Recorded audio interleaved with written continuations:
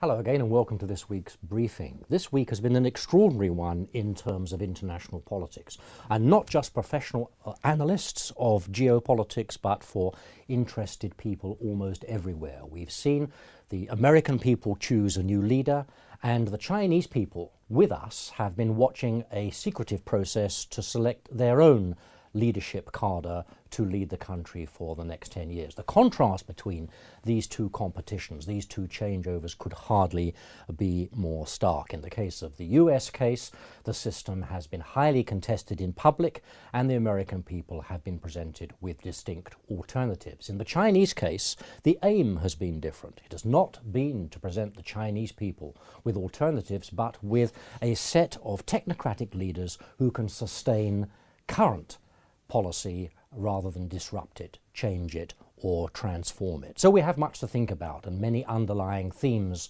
to decipher as we look at this week and explore the policy implications. And I'm delighted to say that Professor Des King, Andrew B. Mellon Professor here at the University of Politics and Oxford Analytica Region Head, is with me to go over some of the issues. Des, welcome. Thank you. Begin with Obama, if we may. We don't need to say too much, I think, about the higher drama elements of it. It's been a busy and a tiring week for the participants and the professional observers. Let's focus more on what lies in front of the victor and the tasks that face him. There's one very big one, much on people's minds, much on the investment community's minds, and it goes by the name of the fiscal cliff. Yeah, absolutely, Graham. Thank you for that, for those remarks, which are spot on, I think. The fiscal cliff is this combination of compulsory, mandatory spending cuts and reversal of previous tax cuts, which together will withdraw quite a great deal of money from the economy, potentially depress consumer spending and certainly weaken investor sentiment. Resolving this requires cooperation between the President and the Congress, which has been singularly lacking to this point. We'll have what's called a lame duck Congress convening very shortly, which will be in post until January. That is all the members who were elected in 2010, some of whom have little incentive to be positive, right, because they're maybe losing seats, or they certainly have seen the Republican majority in the House has seen their candidate Mitt Romney fail in the presidential bid, so that the extent to which they will be willing to negotiate is not clear. I think the president can go into this, Obama can go into this with renewed legitimacy and vigour and say, I have a mandate, yes, to deal with this. And although he didn't take the House with his party, the Democrats did increase the majority in the Senate. So there's a configuration which is not entirely unpositive for change. These politicians also, I mean, some of them have to realise that pushing the US into over a fiscal cliff is such a serious step, both for the US and the world economy, particularly China, that it's something that they will want to avoid, I think. So you think, although we had a similar situation which resulted in question marks being raised over the debt status of the United States, yep, its rating status, yes, you think that there'll be sufficient momentum and self-interest to avoid dropping over the edge? I think before the election it wasn't so clear, but I think now it's more likely that they will go to the last hour. But I think they will pull back at that point and reach an agreement. The debt ceiling is due. They'll have to pass a law permitting the debt ceiling to be raised, because we're reaching the previous level very quickly. Right. So although we foresee this solution emerging, it is emerging eventually, and there's a lot of market jitters, there's lots of worries about confidence, yep, between now and then. Absolutely, absolutely. And I think the markets are right to be worried, because if we go over that fiscal cliff, I think it really is unknown territory and could be very severe. Yes, with shocks for the rest of the world. Yeah. I mean, in our global outlook on the economy, which Terry O'Shaughnessy and I discussed last week, one of the preconditions on which it was based was a resolution of this. If there's no resolution, then we are in very different territory. I think that's right. Yeah, no question about it. So much for the victor and his tasks. What about the vanquished? We have a Republican Party which is nursing its wounds, and I suppose, if it's smart, going to ask itself what lessons it's going to learn from what happened on Tuesday night. Yeah, absolutely. It certainly does need to, although the Obama popular vote was a fairly modest majority, though he did much better. He got a clear majority in the Electoral College. Nonetheless, the way in which the electorate divided between the two parties suggests that the Republican Party are failing to appeal to Asian Americans, Latino Americans, African Americans, and quite a large number of women. And young Americans. And young Americans. Absolutely. Right across that whole, across the board, yes. yeah. So there's a whole group there, and the demographics of America are changing.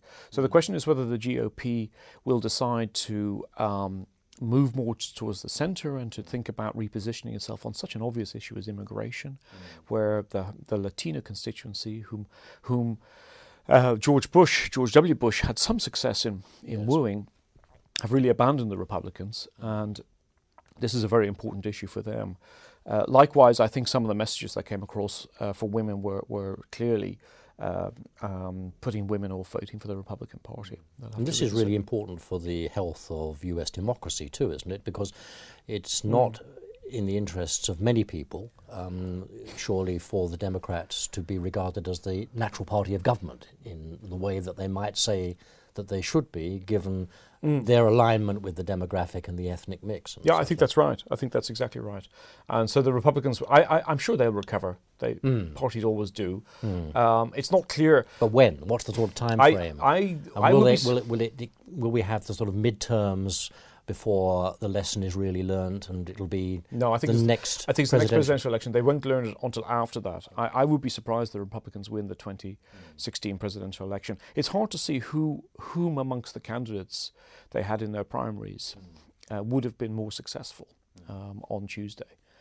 But shall we think about this more broadly and in respect particularly to China? Because although the Republican Party face a tough future, this is probably a future that is more transparent and open to us than that going on for the Chinese Communist Party. We shall see what the Republicans do and how they reposition themselves, whereas the Chinese Party operates in, of course, a different context, and by tradition and by preference, I suppose, behind closed doors and in a secretive way, with the desire, above all, to show that it is united, because the least desirable signal to give to the Chinese people is the sense of difference at the top, elite fracture, lack of consensus about how the country should be led, which is exactly why the case of Bo Xilai, which has preoccupied Chinese leadership much of this year, has been so important. So they will be very keen to present to the world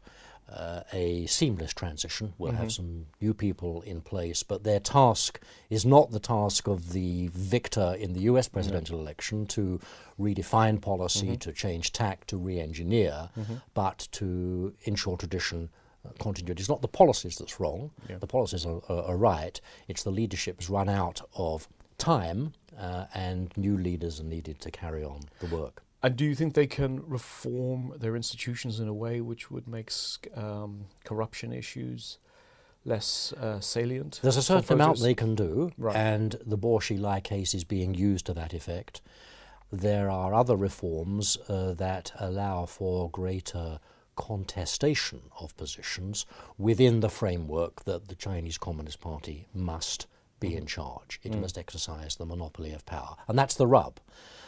Because reforms can only take you so far, and the patience of the Chinese people, or sections of the Chinese people, and the efficiency, if that's what it is, of this political system only take you so far. And that's where the rub is. Yes.